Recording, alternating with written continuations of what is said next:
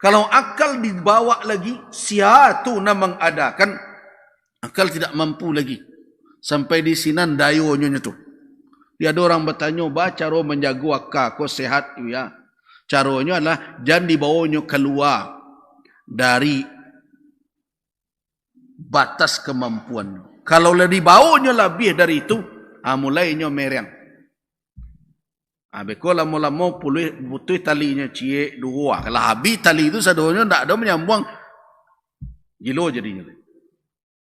Jadi itu makanya para ulama mengatakan bahwa objek dari akal itu khalq, ciptaan Allah, makhluk saja. Ada ungkapan yang dinisbahkan oleh sebagian ulama kepada Ali bin Abi Thalib radhiyallahu anhu, tafakkaru fi khalqillah. Berfikirlah pada ciptaan Allah, wala tafakkaru fi dzatillah. Janganlah berfikir pada zat Allah. Kenapa? Ketika akal melangkah ke arah sana, hilang kemampuan, tumpul dia. Akhirnya muncullah khayal. Nah, khayal itulah yang akhirnya melahirkan patung-patung yang disembah dalam sejarah peradaban manusia itu.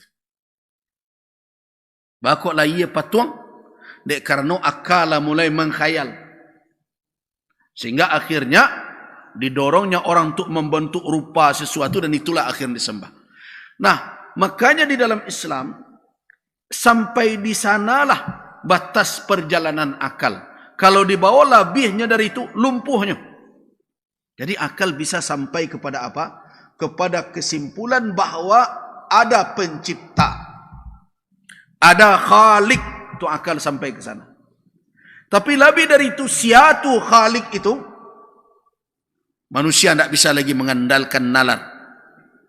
Tidak bisa mempergunakan akalnya lagi sampai lebih dari itu. Nah, disitulah kebutuhan manusia kepada wahyu. Itu makanya Allah Subhanahu wa taala mendampingi umat manusia terus dengan nabi dan rasul. Allah lah yang memperkenalkan, inni anallahu, sesungguhnya akulah Allah. Kan begitu kata Allah kepada Musa. Nah, jadi bagaimana manusia tahu dengan sifat-sifat yang disembahnya itu? Karakteristik atau sifat dari yang menciptakan alam semesta ini, bahkan siapa namanya, itu bukan produk akal. Akal tidak sampai ke situ. Wahyulah yang datang memperkenalkan. Allah memberitahukan siapa dirinya.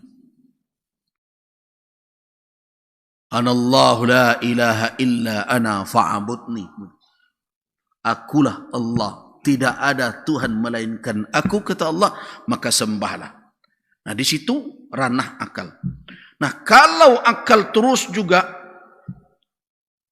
menelusuri siapa zat yang mencipta itu, maka akal akan kehilangan daya. Dipaksakan juga, maka dia telah bergerak di ruang yang tidak dalam kemampuannya. Muncullah khayal. Kalau khayal sudah menjadi rujukan di dalam berkeyakinan, itulah keyakinan yang disebut dengan khurafat namanya. Apa itu khurafat? Khurafat itu adalah keyakinan-keyakinan yang tegak di atas khayalan. Itu khurafat. Bakicau murai sanjuari. Nah, dolan mengecek tanda orang kemati bisu. Itulah kecil murai. Dari ma awak tahu murai itu mengkicaukan orang yang kemati? Yo nyoba kicau, yo kerajonya itu. Ketika itu diyakini, padahal itu bukanlah ranah akal lagi. Akal tidak mampu untuk mengetahui siapa yang akan mati. Kenapa? Karena ajal disembunyikan oleh Allah Subhanahu wa taala dalam ilmunya. Betapapun manusia memiliki firasat sekalipun, Dulu orang dahulu tua-tua mengaji pelangkan namanya. Bacotan tu. Apakah itu sampai ke tingkat kepastian? Tidak. Kenapa? Karena di antara qada yang telah diputuskan oleh Allah dan disembunyikan dalam ilmu gaib di sisinya adalah ajal. Nah, tidak ada hubungan itu. Tetapi ketika kita yakini itu sebagai petunjuk, maka jadilah dia keyakinan yang khurafat. Kenapa? Karena tidak ada khabar dari wahyu tentang itu. Nah, kecuali kalau ada wahyu, baik Al-Quran maupun Sunnah mengecekkan kalau berkicau murai itu tanda orang kemati bisu, ya silakanlah yakini. Tapi kalau tidak ada satu pun, dari mana dapat berita itu? Dari mana dapat kesimpulan itu? Dari cerita orang tua-tua. Yo batu lah bapreso bana bara banyak berkicau murai luntan tu, lo orang sekitar itu kemati bisu. Nah, yo basuo, barana basuo, baranan tidak. Nah, artinya apa? Keyakinan itu tegak di atas takok-takok. Entah yo, ndak, kadang yo, kadang tidak. Nah, itu bukanlah ilmu yang bisa dipegang di dalam berkeyakinan. So, kalau dalam akidah, ilmu yang bisa menjadi landasan keyakinan adalah ilmu yang pasti. Mana ilmu yang pasti dalam akidah? Yaitu khabar yang sahih. Berita yang benar, yang dijamin kebenarannya, sumbernya cuma dua saja. Kalau kita lihat dari literaturnya, yaitu Al-Quran dan Sunnah. Kalau kita gabung, jadi satu, yaitu wahyu Allah subhanahu wa ta'ala. Karena wahyu bisa datang dalam bentuk Al-Quran, turun makna dan lafaz, dan ada wahyu yang turun dalam bentuk makna, tapi ta'birnya dari Nabi SAW. Nah, Bapak dan Ibu jamaah rahimakumullah.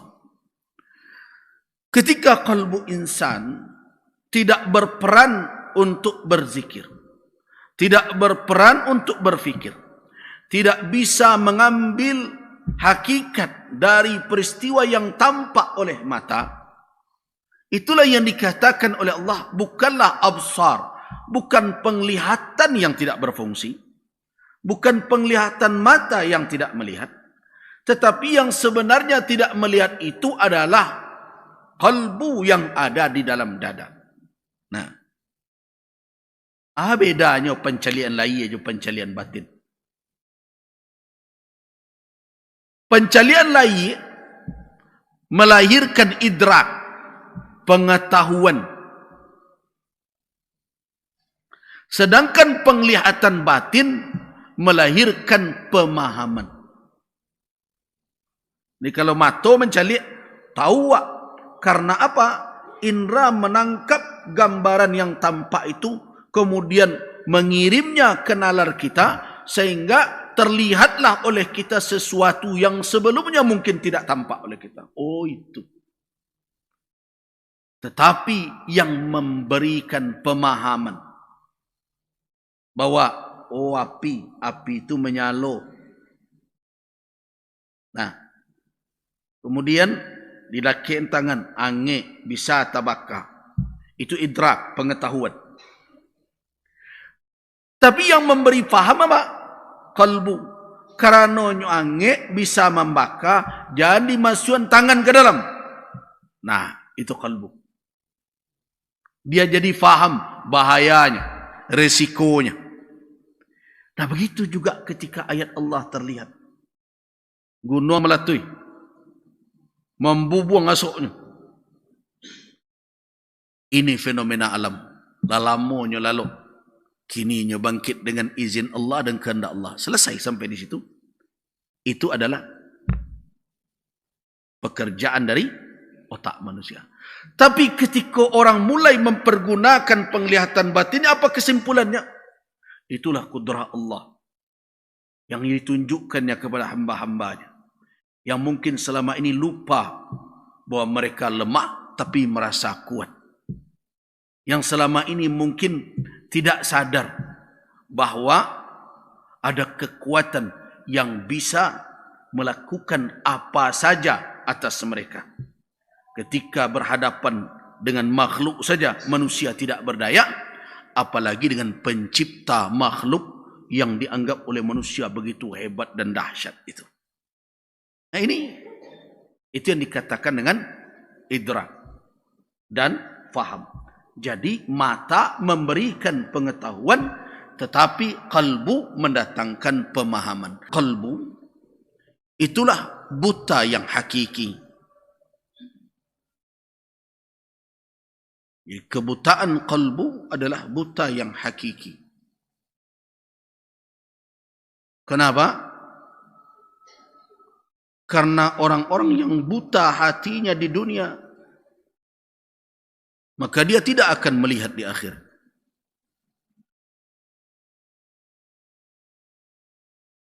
Kebutaan kalbu akan mendatangkan mudarat pertama sekali kepada din, kepada agama. Itu yang dikatakan wa huwal amad daru fid din. Dia adalah kebutaan yang mencelakakan orang dalam perkara agamanya. Kenapa? Li'annahu bisababihi la yubsirul haqqa. Dikarenakan kebutaan hati itulah dia tidak melihat yang hak, tidak melihat yang benar. Jadi kalau kita bertemu dengan orang, ditunjukkan bukti, dijelaskan dalil-dalil, tetapi dia tetap tidak melihat kebenaran, itu bukan lagi perkara kemampuan lahiriah, bukan lagi perkara mata tidak melihat, bukan lagi perkara nalar, tetapi itu sudah masuk kerana kalbu. Bapak dan ibu-ibu, kalau membaca sejarah perjalanan dakwah Nabi, tidak semua para tokoh-tokoh Quraisy yang berada pada barisan orang yang memusuhi Nabi itu bodoh. Kalau kita lihat dari kecerdasan nalar mereka. Mereka adalah orang-orang tidak terisolasi. Jadi jangan difahami ketika bicara masyarakat jahiliyah. Kita sering sebut jahiliyah. Jangan dikatakan bahwa mereka itu adalah masyarakat yang terbelakang, masyarakat yang terisolasi dari berbagai kebudayaan di luar mereka. Tidak. Makkah itu kalau diumpamakan sekarang, ya, Makkah itu adalah seperti Singapura lah kira-kira, daerah transit, sampai orang singgah. Di sana mereka berhenti, berdagang, sebab orang-orang dari Yaman kalau mereka hendak mengantarkan dagangan mereka berbisnis ke arah Syam, mereka melewati Makkah. Dan termasuk orang Makkah sendiri punya perjalanan bisnis yang rutin mereka lakukan, yang mendatangkan keuntungan kepada mereka, yang disebut dengan rihlatus syita was saif, yang ada di dalam surat Al-Quraisy itu, li'ila fi Quraisyin. Jadi ini orang tidak terkurung di kampungnya. Ini orang yang belanglang buana dari negeri ke negeri, melakukan perjalanan sampai ke Palestina, sampai ke Yordan sekarang, terus mereka ke Yaman. Mereka telah memiliki jaringan itu. Artinya ini orang sudah bersentuhan dengan peradaban dan kebudayaan lain. Orang seperti ini tidak mungkin orangnya bodoh-bodoh kalau dilihat dari pengalaman hidup mereka, perjalanan jauh mereka. Tapi kenapa dikatakan bahwa mereka itu adalah masyarakat jahiliyah? Kita ambil contoh saja Abu Jahal, yang digelari dengan Abu Jahal. Apakah betul dia jahil dalam ukuran-ukuran karena dia tidak mengerti, tidak faham? Bukan. Kejahilan yang dimaksud terhadap orang-orang yang memusuhi Nabi, kaum musyrikin Makkah itu adalah kejahilan mereka tentang kebenaran. Disebabkan mereka apa? Tidak mau melihat bukti-bukti kebenaran yang dibawa oleh Rasul sallallahu alaihi wasallam. Kejahilan mereka di sana. Kalau kece orang Minang, lah tampak buktinya. Lah basuluh matuari bagalanggang matu orang banyak, tapi naniyo indah juga kece. Itu kejahilan dalam makna kejahilan jiwa. Apa faktor penyebabnya? Faktor penyebabnya adalah hati mereka yang tidak berfungsi.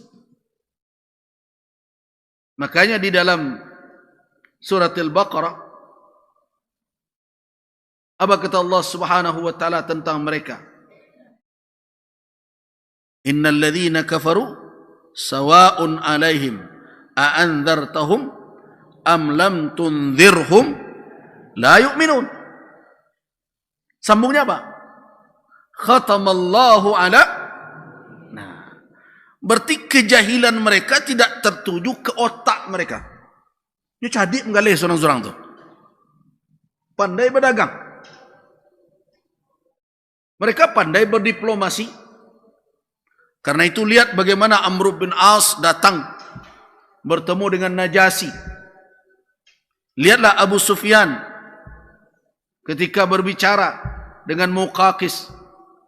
Muqawqis pembesar atau kaisar Romawi Timur.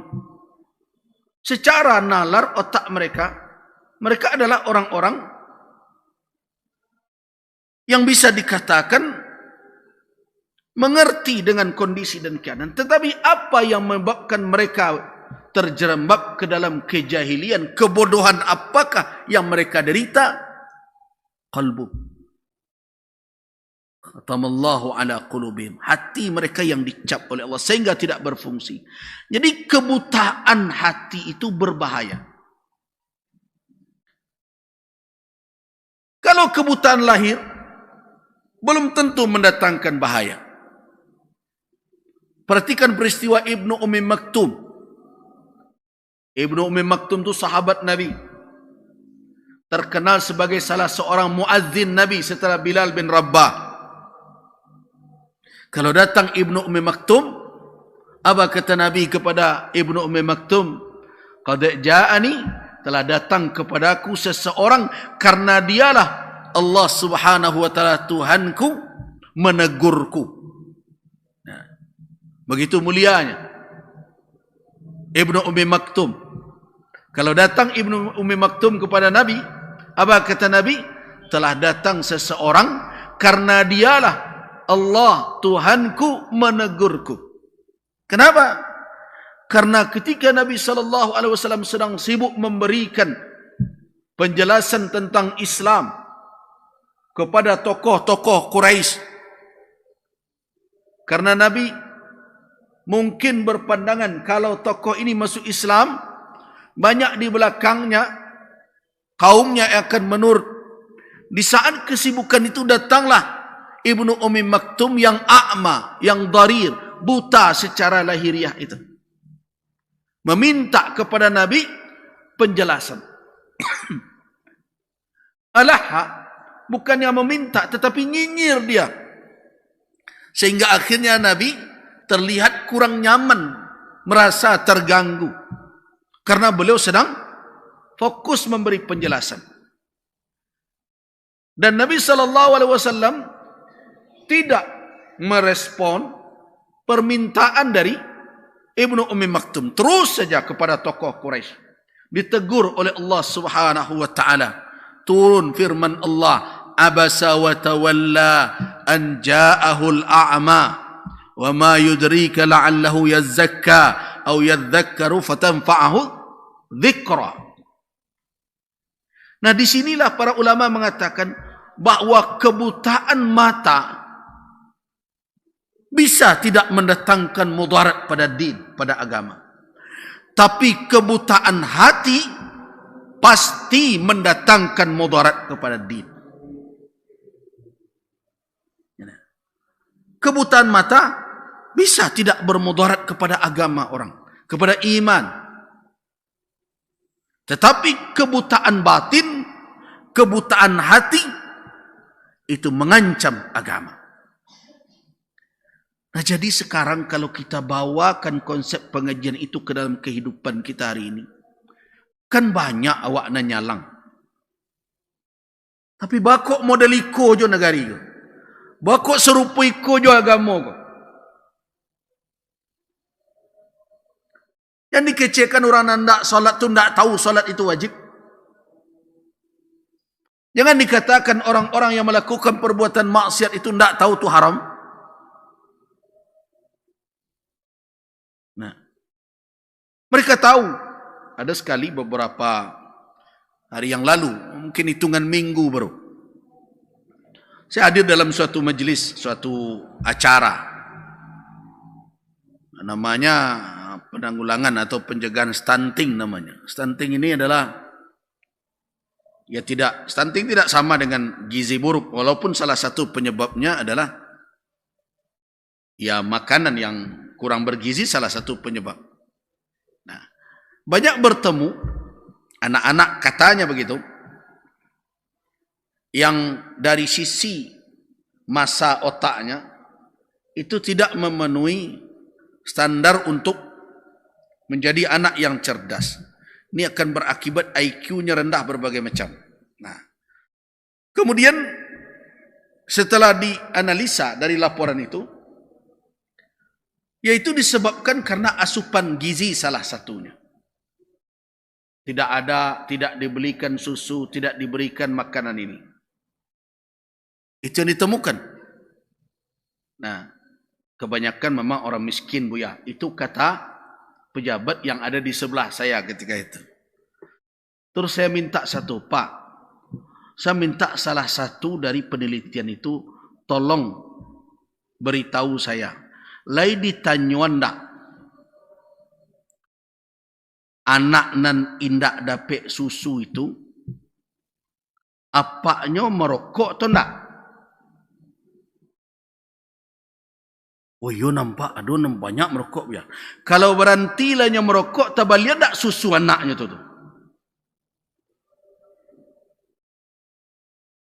Tu baru satu tu. Nan stunting itu, nambah stunting itu apaknya paburu atau ndak?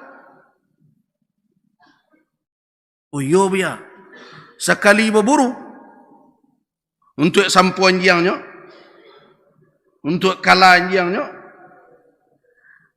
Abang kau nak sampai terpikirnya kesinan tu ya? Kan itu pertanyaannya. Itulah matonya mencali, nalarnya berputar, tapi paham dan tidak. Biarlah anaknya merasa asal rokoknya ndak berhenti. Biarlah gizi kurang, yang penting tiok pakan yang dipangkunya untuk ke mana-mana.